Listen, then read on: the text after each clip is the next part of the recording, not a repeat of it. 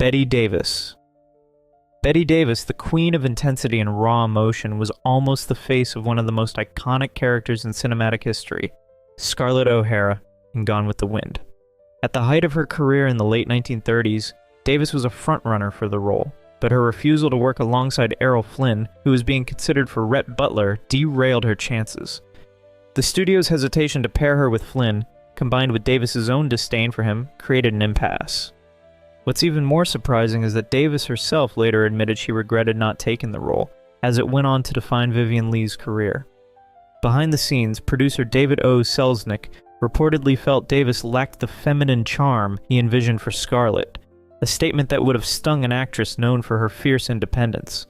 Imagine Davis's fiery energy as Scarlett, her sharp, unrelenting gaze commanding every scene. Instead, she watched from the sidelines as Leigh won an Oscar for the role. This near miss is a haunting reminder of how personal conflicts and studio politics could alter the trajectory of even the most powerful stars. Marlene Dietrich. Marlene Dietrich, the epitome of sultry sophistication, was almost cast as Elsa Lund in Casablanca.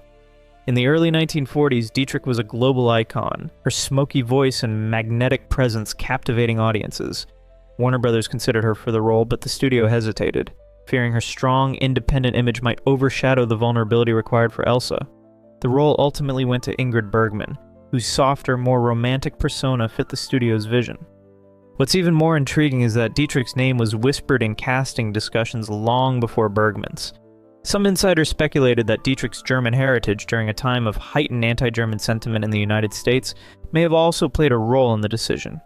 Dietrich, who had publicly denounced the Nazi regime and become an American citizen, would have brought a layered complexity to the role.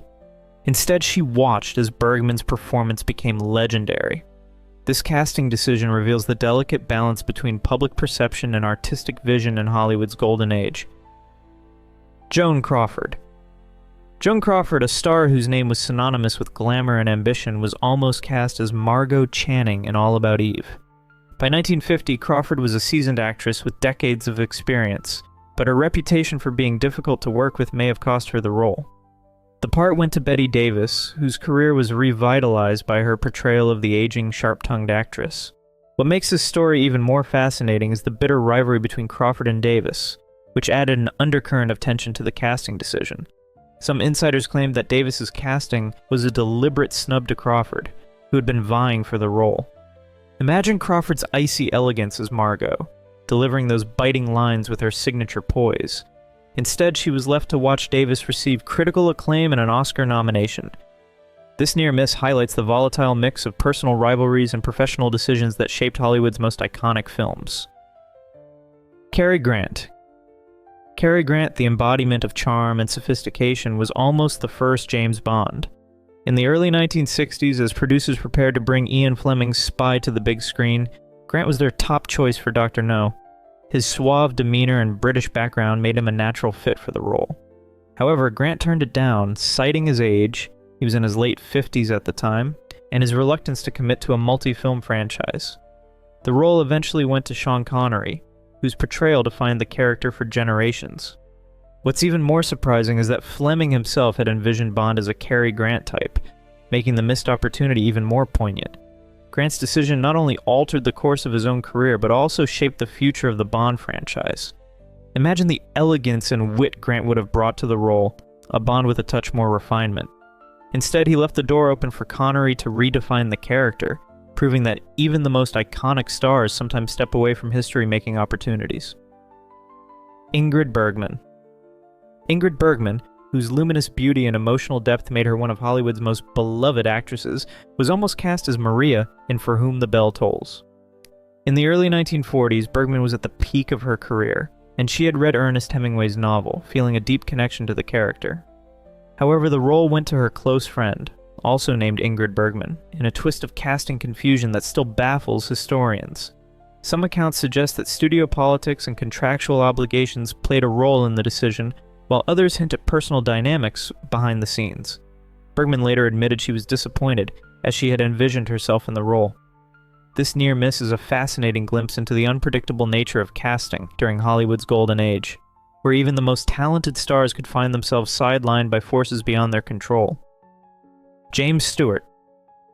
James Stewart, the quintessential everyman of Hollywood, was almost cast as Atticus Finch in To Kill a Mockingbird.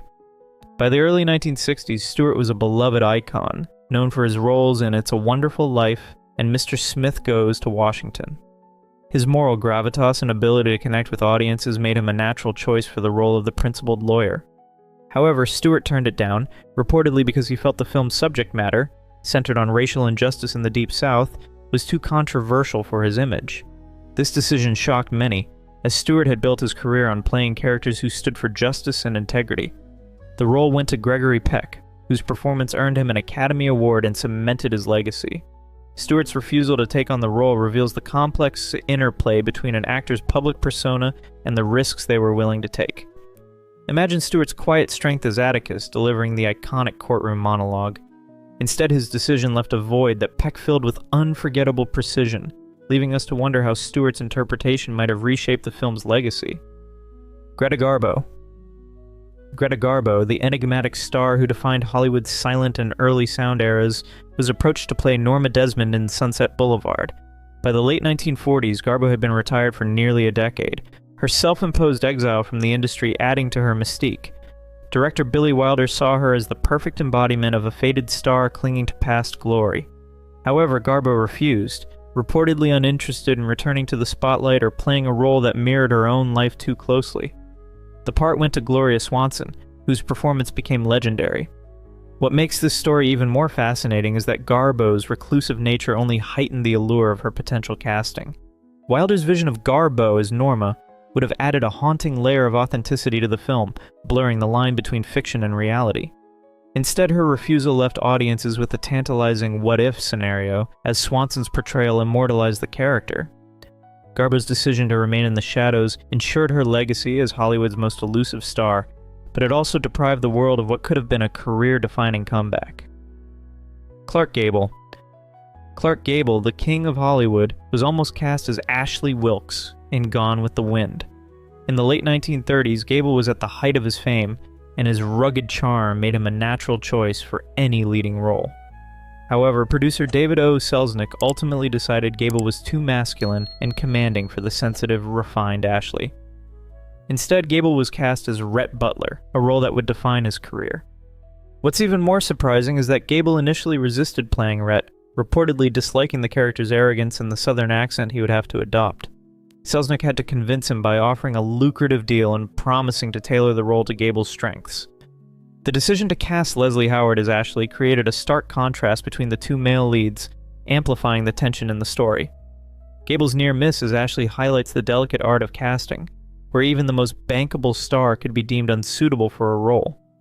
His eventual portrayal of Rhett became one of the most iconic performances in film history, but it's fascinating to imagine how his career might have shifted had he been cast as the genteel Ashley instead. Vivien Leigh, whose portrayal of Scarlett O'Hara in Gone with the Wind catapulted her to international fame, was almost cast as Cleopatra in the 1963 epic Cleopatra. By the early 1960s, Leigh's career had slowed, but her regal beauty and dramatic intensity made her a strong contender for the role. However, her declining health and tumultuous personal life made her a risky choice for such a demanding production. The role went to Elizabeth Taylor, whose portrayal became iconic, though the film itself was plagued by production issues and scandals. What's particularly striking is that Leigh had long been fascinated by Cleopatra as a historical figure, and had expressed interest in playing her. Her fragile mental state, however, made it difficult for studios to commit to her. Leigh's near casting as Cleopatra is a poignant reminder of how personal struggles could derail even the most talented stars. Imagine her commanding presence as the Egyptian queen, bringing a darker, more tragic edge to the role. Instead, the opportunity slipped away, leaving Leigh's fans to wonder what might have been. Humphrey Bogart, the hard-boiled icon of film noir, was not the first choice to play Rick Blaine in Casablanca. In the early 1940s, Warner Brothers initially considered George Raff for the role, as Raff was a bigger star at the time. Bogart, known primarily for supporting roles in gangster films, was seen as a gamble. Raff reportedly turned down the part, believing the film would be a minor project. This opened the door for Bogart, whose performance as the cynical yet romantic Rick became one of the most celebrated in cinematic history. What's even more surprising is that Bogart himself was initially hesitant, unsure if he could convincingly play a romantic lead. The studio's decision to cast him was a turning point in his career, transforming him into a leading man and solidifying his place in Hollywood history. Had Raft accepted the role, Casablanca might have been an entirely different film, and Bogart's career trajectory could have taken a very different path. This near miss underscores the unpredictable nature of stardom, where one actor's refusal can become another's defining moment. Barbara Stanwyck. Barbara Stanwyck, the queen of film noir and one of the most versatile actresses of her time, was almost cast as Scarlett O'Hara in Gone with the Wind. By the late 1930s, Stanwyck was a major star, known for her ability to bring grit and emotional depth to any role. She auditioned for Scarlett, but producer David O. Selznick ultimately decided she lacked the southern charm he envisioned for the character. What makes this even more intriguing is that Stanwyck's audition was reportedly strong, but her more modern, no-nonsense persona clashed with the delicate yet fiery image of Scarlett. The role, of course, went to Vivien Leigh, whose performance became legendary. Stanwyck's near miss with Scarlett is a fascinating what-if moment, as her raw intensity could have brought a completely different energy to the character. Instead, she went on to star in her own iconic films, like Double Indemnity and Stella Dallas, proving that even a rejection from one of the biggest films of all time couldn't dim her star power. This casting decision highlights how even the most talented actors could be sidelined by a producer's vision of what a character should be. Orson Welles. Orson Welles, the genius behind Citizen Kane, was almost cast as Rhett Butler in Gone with the Wind.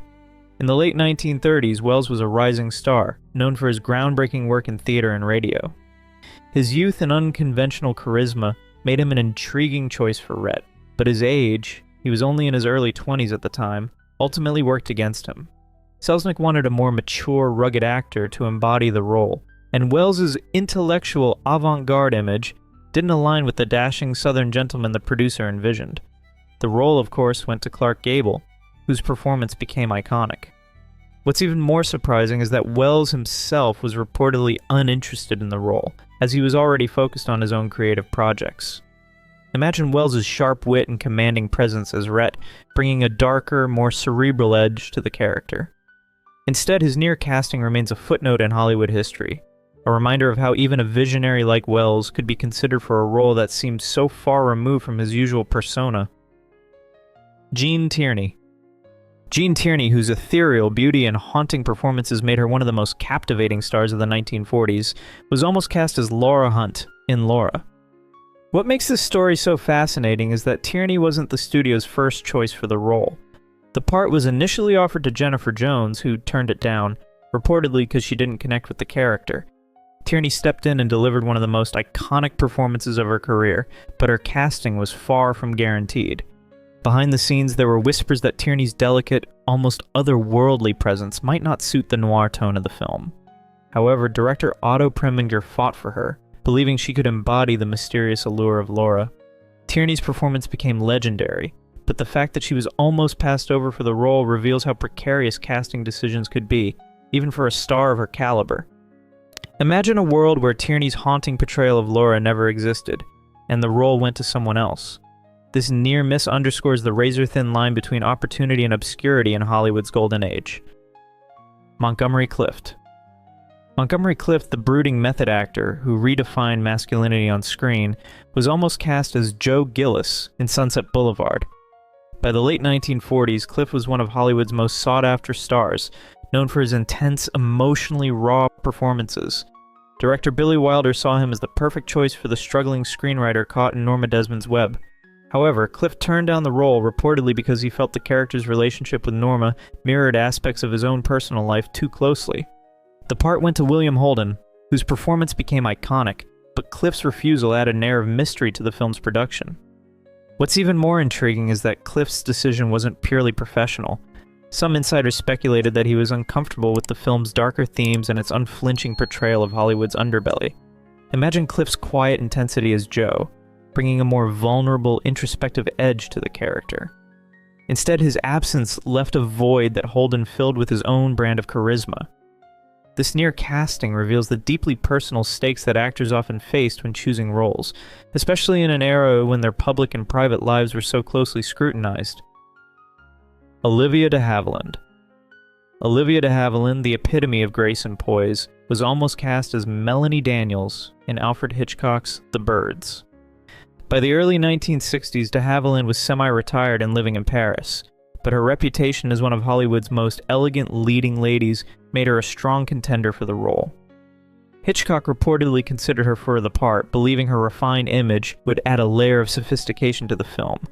However, de Havilland declined, citing her reluctance to return to the grueling demands of Hollywood productions. The role went to Tippi Hedren, a relative newcomer, whose performance became iconic. What makes this story even more fascinating is that de Havilland's casting would have brought a completely different dynamic to the film, as her established star power might have overshadowed the suspenseful, almost experimental tone Hitchcock was aiming for. Imagine de Havilland's serene presence in the midst of the chaos, bringing a sense of calm to the film's escalating tension. Instead, her decision to step away from the role ensured that The Birds became a launching pad for Hedren's career, while de Havilland's legacy remained firmly rooted in her earlier, more traditional roles.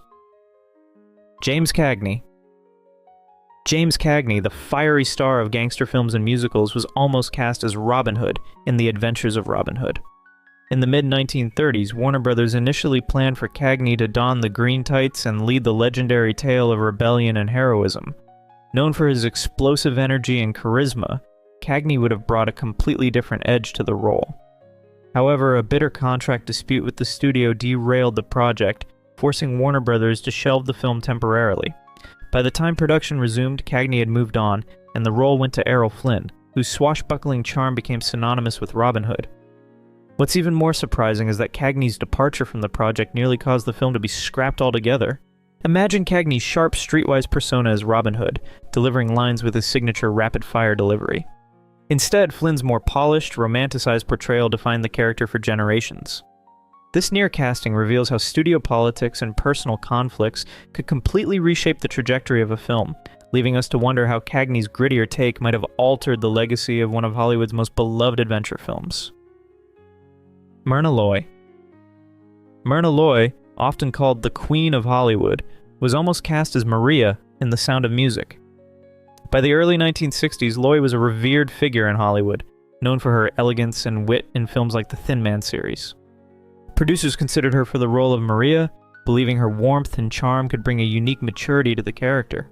However, Loy was ultimately deemed too old for the part, as the studio wanted a younger actress to embody the youthful, free-spirited governess. The role went to Julie Andrews, whose performance became iconic. What makes this story even more intriguing is that Loy had expressed interest in taking on more challenging roles during this period, hoping to reinvent herself in the twilight of her career. Imagine Loy's graceful presence in the role bringing a more seasoned, maternal energy to Maria. Instead, her exclusion from the project marked one of the final missed opportunities of her career. This decision underscores the harsh realities of ageism in Hollywood, even for a star as beloved and respected as Loy, and leaves us to imagine how her interpretation might have reshaped the film's tone. Paul Muni. Paul Muni, the chameleon-like actor known for his transformative performances, was almost cast as Rick Blaine in Casablanca. In the early 1940s, Muni was one of Warner Brothers' most respected stars, celebrated for his roles in biographical dramas like The Story of Louis Pasteur and The Life of Émile Zola. Studio executives considered him for the role of Rick, believing his gravitas could bring a deeper complexity to the character. However, his reputation for being overly meticulous and difficult to work with made the studio hesitant. The role eventually went to Humphrey Bogart, whose performance became legendary. What's even more surprising is that Paul's acting style, rooted in methodical preparation and intense character study, might have clashed with the film's fast-paced production schedule. Imagine his brooding intensity as Rick, adding a darker, more introspective layer to the character. Instead, Bogart's effortless, cool, and understated charisma defined the role, leaving Paul's potential contribution as a tantalizing what-if. This near casting highlights the delicate balance between talent and temperament in Hollywood's golden age, where even the most skilled actors could be passed over due to behind-the-scenes concerns. Rita Hayworth. Rita Hayworth, the love goddess of the 1940s, was almost cast as Holly Golightly in Breakfast at Tiffany's. By the late 1950s, Hayworth's career had begun to wane, but her timeless beauty and magnetic screen presence still made her a contender for high-profile roles. Paramount briefly considered her for Holly, envisioning a more mature, sultry take on the character. However, the studio ultimately decided to cast a younger actress, believing Hayworth's glamorous image might overshadow the vulnerability and quirkiness of the role. The part went to Audrey Hepburn, whose performance became iconic. What's particularly fascinating is how Hayworth's casting would have completely transformed the film's tone, shifting it from a whimsical romantic comedy to a more sophisticated dramatic story. Imagine Hayworth's smoldering charm as Holly, bringing a world-weary elegance to the character. Instead, her exclusion from the project marked another missed opportunity in the later years of her career. This decision reflects the shifting tastes of Hollywood in the 1960s, where younger, more unconventional stars were beginning to eclipse the classic glamour of the Golden Age. Fred Astaire. Fred Astaire, the legendary dancer and actor, was almost cast as Professor Henry Higgins in My Fair Lady. By the early 1960s, Astaire was still a beloved figure in Hollywood, known for his elegance and charm in musicals like Top Hat and Swing Time. Producers considered him for the role, believing his refined demeanor and musical background could bring a unique flair to the character. However, the studio ultimately chose Rex Harrison, who had originated the role on stage, believing his performance was too iconic to replace. What's even more surprising is that Astaire's lighter, more comedic style might have clashed with the stern, authoritative nature of Higgins. Imagine Astaire's graceful presence in the role, delivering lines with his signature wit and sophistication. Instead, Harrison's more commanding portrayal defined the character, earning him an Academy Award. This near casting reveals how even a star as iconic as Astaire could be passed over in favor of preserving the integrity of a stage-to-screen adaptation. It also leaves us to wonder how Astaire's interpretation might have added a touch of levity and charm to one of cinema's most celebrated musicals. If you've enjoyed this video, please leave a like and comment. Also consider subscribing and hitting the notification bell to get notified of our new videos each week. Thanks for watching.